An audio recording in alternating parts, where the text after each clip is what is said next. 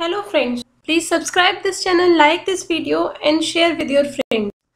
इस वीडियो में आपको 11 to 15 तक के क्वेश्चंस मिलेंगे 2018 जुलाई के नेट के पेपर के। Question number 11, superiority of intellect depends upon its power of concentration on one them in the same way as a concave mirror collects all the rays that strike upon it into one point। यहाँ पर एक हमें statement दे रखा है कि first statement ये है कि जो सुपीरियरिटी होती है, मतलब हमारी बुद्धि की जो श्रेष्ठता होती है, वो किसी एक विषय के बारे में उसकी एकाग्रता शक्ति मतलब हम एक जगह जब इकट्ठा होते हैं अपनी सारी हमारी जो एकाग्रता है उस पर उसी प्रकार निर्भर करती है जिस प्रकार कॉनकेव दर्पण पर पड़ने वाली सभी किरणों को एक बिंदु पर संग्रहित करता है।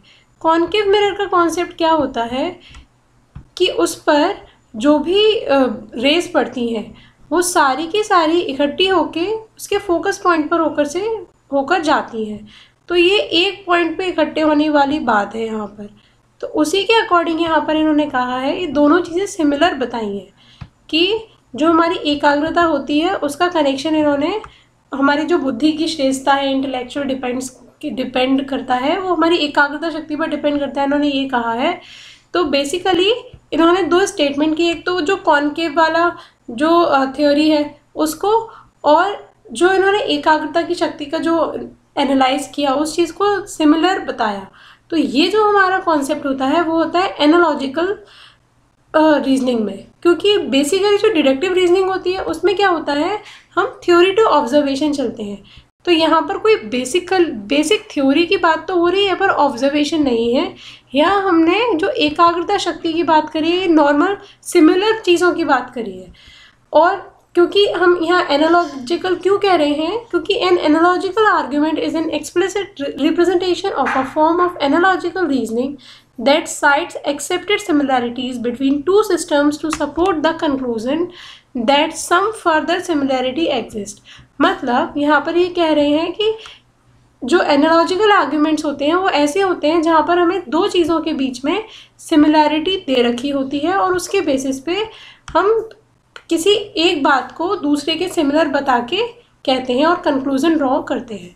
तो इसलिए जो हमारा करेक्ट ऑप्शन होगा वो होगा ऑप्शन 4, एनालॉजिकल या सादृश्यात्मक।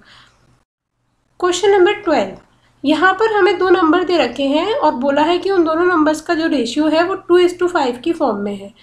अगर उसमें हम 16 ऐड कर दें, अब देखिए हमने 2:5 लिखा है यहाँ पर, अब इसको हम 2x/5x भी लिख सकते हैं क्योंकि ये हमारा रेशियो है। अब इन दोनों नंबर्स में अगर हम 16 ऐड कर दें, हमने इन दोनों को नंबर को लिखा 2x + 16 एंड 5x + 16, तो अब जो नया रेशियो, ये जो बन गया हमारा नया रेशियो बन गया, तो ये इक्वल हो गया हमारा 1/2 के। ऐसा हमें क्वेश्चन में दे रखा है। अब हमें बताना है कि जो एक्चुअल नंबर थे माने 2x और 5x, इनकी क्या वैल्यूज़ थी एक्चुअल में। तो उसके लिए हमें यहाँ पर x की वैल्यू को फाइंड आउट करना पड़ेगा। अब x की वैल्यू को फाइंड आउट करने के लिए देखिए क्या करते हैं, हम यहाँ पर 2 का मल्टीप्लाई, हम यहाँ क्रॉस मल्टीप्लिकेशन वाला कॉन्सेप्ट यूज़ करेंगे। 2 का मल्टीप्लाई हमने ऊपर कर दिया एंड 5x + 16 का मल्टीप्लाई हमने 1 में कर दिया। 2x × 2 हमारा 4 आ गया एंड 16 × 2 32, और 5x + 16 हमारा सिमिलर रहा क्योंकि 1 में मल्टीप्लाई किया था।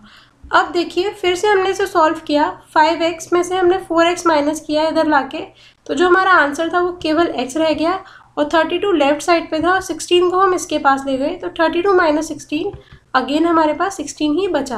तो अब x की वैल्यू हमारी 16 आ गई। अब जो ये वैल्यू थी, जो हमारी दोनों डिजिट्स थी, उन डिजिट्स में हम इसे रखेंगे तो 2 × 16 और 5 × 16, तो जो ऊपर वाली डिजिट थी वो हमारी आ गई 32 और जो नीचे वाली डिजिट थी वो हमारी आ गई 80। तो हमारा करेक्ट आंसर है option 1। Question number 13, differentiation between acceptance and non acceptance of certain stimuli in classroom communication is the basis of. कक्षा में जो भी हम संप्रेषण करते हैं, जो भी कम्युनिकेशन करते हैं, उसमें कुछ उद्दीपकों को स्वीकार करना कि हम कौन से उद्दीपक स्वीकार करेंगे और कौन से अस्वीकार करेंगे, ये बात के इस चीज़ के बीच में जो हम डिफ्रेंशिएट करते हैं, अंतर करते हैं, वो किस चीज़ पर निर्भर करता है। इसका करेक्ट ऑप्शन है ऑप्शन 2, निष्पादन की चयनात्मक अपेक्षा या selective expectation of performance. Question number 14, यहाँ हमें एक सीरीज दे रखी है और उसका नेक्स्ट टर्म हमें बताना है। तो देखिए ये सीरीज है। अब इसके फर्स्ट टर्म को अगर हम देखें तो इनमें कितने का डिफरेंस है आपस में। ए से अगर डी तक चले तो 3 का डिफरेंस है, डी से एच तक 4 का, सिमिलरली आगे 5 और 6, ये कंसेक्यूटिव नंबर में आगे लगातार बढ़ते जा रहे हैं। अब इसका जो अगला नंबर हमारा आंसर होगा उसमें यहाँ कितने का डिफरेंस आएगा, 7 का। ऐसे ही आप देखते हैं इसका सेकंड डिजिट जो है बी से जी, जी से एम, एम से टी और एस से टी से बी, इनके बीच में जो डिफरेंस आ रहा है वो आ रहा है रिस्पेक्टिवली 5, 6, 7 एंड 8। मतलब ये भी एक एक नंबर से आगे बढ़ते जा रहे हैं। तो जो नेक्स्ट डिफरेंस होगा नेक्स्ट वाला बी के बाद जो 9th हमारा अल्फ़ाबेट होगा वो आएगा यहाँ पर। अब लास्ट वाले नंबर को देखते हैं तो वहाँ डिजिट्स में अल्फ़ाबेट्स में डी से के तक जाने पे 7 और उसी के आगे सिमिलरली फिर से 1 के डिफरेंस पे आगे बढ़ते जा रहे हैं। कंसेक्यूटिव नंबर्स का डिफरेंस आ रहा है इन सभी में। तो एल के बाद जो नंबर आएगा, जो अल्फ़ाबेट आएगा वो हमारा एल प्लस 11th अल्फ़ाबेट होगा। तो इसलिए अगर इसके अकॉर्डिंग देखें एस के बाद जो हमने अल्फ़ाबेट आया 7th नंबर पे वो आया हमारा जेड, और बी के बाद जो आया वो के, एंड एल के बाद जो 11th नंबर पे आया वो आया डब्ल्यू। तो हमारा आंसर है ऑप्शन 4, जे, के and W. Question number 15, which one of the following statement is not correct in the context of Venn diagram.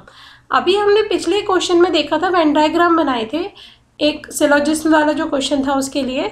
तो वेन डायग्राम के केस में इन ऑप्शन में से कौन सा ऑप्शन गलत है। यहाँ देखिए नॉट करेक्ट पूछा है, तो जो हमारा नॉट करेक्ट होता है हमें उस पर विशेषकर ध्यान देना है। तो पहला है it can be use to represent classes as well as proposition. ये हमारा करेक्ट ऑप्शन है कि हम वेन डायग्राम को क्लासेस और साथ में प्रपोजिशंस दिखाने के लिए भी यूज़ कर सकते हैं। सेकेंड है it is a method of testing the validity of argument. अभी लास्ट में हमने आर्ग्यूमेंट की वैलिडिटी को ही चेक किया था, तो इसका मतलब सेकेंड ऑप्शन भी हमारा करेक्ट है कि हम किसी भी आर्ग्यूमेंट, किसी भी कथन की जो वैधता है उसको परीक्षण यहाँ कर सकते हैं। थर्ड है it represents both the premises of a syllogism in one diagram, कि इसके द्वारा हम एक ही डायग्राम में प्रेमाइसेस और सिलोजिज्म दोनों चीज़ों को टेस्ट कर सकते हैं। यही हमने अपने क्वेश्चन में किया था, तो थर्ड ऑप्शन हमारा करेक्ट है। एंड फोर्थ है it requires 2 overlapping circles for the 2 premises of a standard form categorical syllogism. माने कि इसमें हम जो न्याय वाक्य के मानक के रूप में 2 आधार वाक्यों के लिए परस्पर व्याप्त 2 वृत्तियों की आवश्यकता होती है।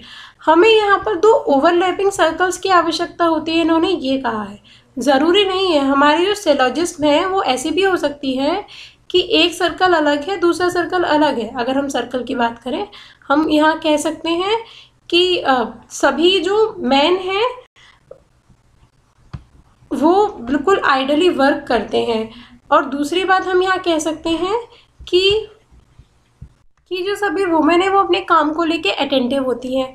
तो अभी यहाँ पर हमने मैन वुमेन के 2 अलग अलग कैटेगरीज बना दिए, तो ये हमारे 2 अलग अलग बिल्कुल सर्कल्स हो गए। यहाँ कोई भी ओवरलैपिंग वाली अभी चीज़ नहीं है, ये दोनों बातें अपने आप में सही हैं, बट इनका कोई आगे कनेक्शन नहीं है। तो ये एक जस्ट अ एग्जाम्पल हुआ, ऐसे ही हम बहुत सारे एग्जाम्पल्स को देख के कर सकते हैं, पर कोई भी ओवरलैपिंग सर्कल्स की यहाँ पर बात नहीं होगी। तो इसका करेक्ट आंसर होगा हमारा ऑप्शन 4, कि यहाँ पर ज़रूरी नहीं है कि ओवरलैपिंग सर्कल्स होने चाहिए। तो इसमें जब दे रखा है कि ओवरलैपिंग सर्कल होने चाहिए तो ऑप्शन 4 हमारा नॉट करेक्ट आंसर है। Thank you friends, I hope आपको ये वीडियो पसंद आया होगा। आपके जो भी डाउट्स हैं प्लीज़ बताइए कमेंट में, लाइक कीजिए इस वीडियो को, शेयर कीजिए, और आपने अभी तक चैनल सब्सक्राइब नहीं किया तो please subscribe this channel. Thank you.